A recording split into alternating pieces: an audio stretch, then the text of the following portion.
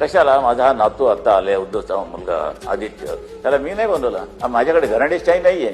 एकदा तो झेवियर कॉलेजमध्ये आहे, लास्ट इयर आहे त्याचं.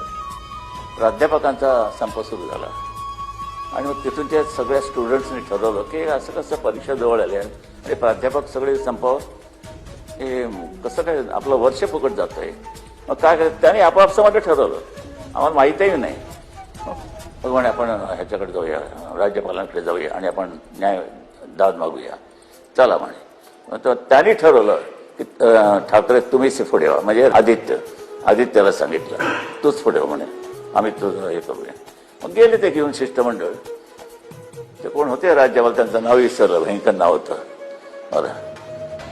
त्याने हे केल्यानंतर प्राध्यापकांचा संप मागे घेतला गेला, कॉलेज सुरू झालं आणि तिथे त्याला नेतृत्व मिळालं. ही मी तुमच्यावरती लादला नाही आदित्यला, त्यांनीहून निवडलेला तो नेता आहे.